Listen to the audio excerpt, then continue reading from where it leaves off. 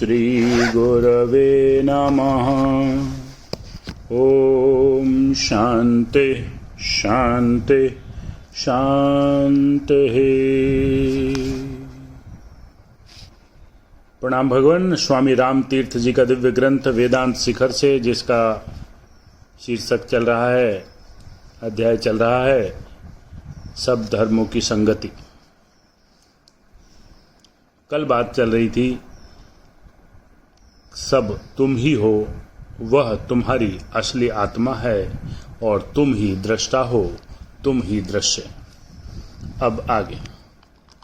इस प्रकार वेदांत के अनुसार मृत्यु के अनंतर आने वाली निद्रा में आप ही नरक और आप ही स्वर्ग हो, और आप ही वह मनुष्य हो जो स्वर्ग के सुख भोगता है या नरक के दुख उठाता है।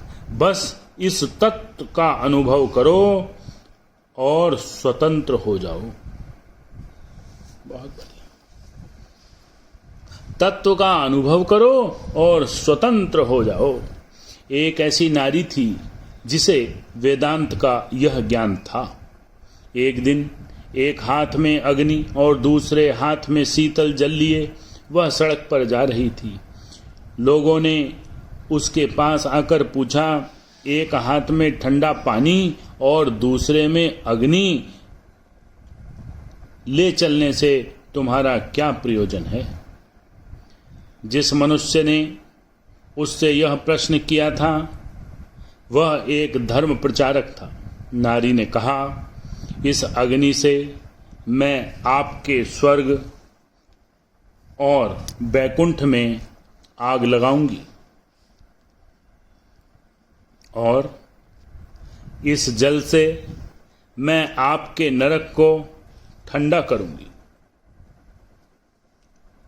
जो मनुष्य सचमुच जानता है कि वह स्वयं नरक और स्वयं स्वर्ग है, उसके लिए न आपके स्वर्ग का कोई प्रलोभन होता है और न ही आपके नरक से कोई भय। वह उससे परे हो जाता है, वह उनसे परे हो जाता है। धर्म प्रचारक निरुत्तर हो गया।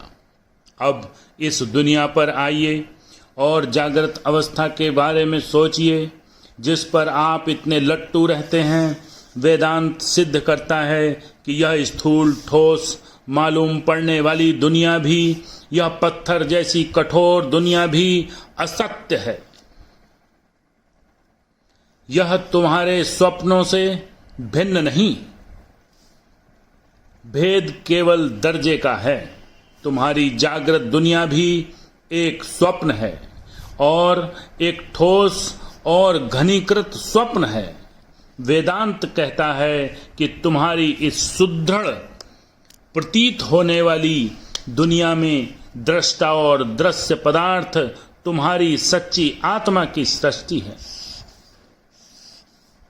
इससे अधिक कुछ नहीं। वह तुम्हारी सच्ची आत्मा ही है, जो एक ओर तो नगर कस्बे नदियां पहाड़ बन जाती है और दूसरी ओर इस दुनिया में एक भूला भटका निराश्रय बटोही। जागृत अवस्था में भी जो दृष्टा के रूप में प्रकट होता है वही दृश्य पदार्थ है, और दृश्य पदार्थ के रूप में जो प्रकट होता है वही दृष्टा है। अर्थात उसी लाइन को परिपुष्ट कर रहे हैं कि तुम वही हो, तुम दृष्टा भी हो और तुम दृश्य भी।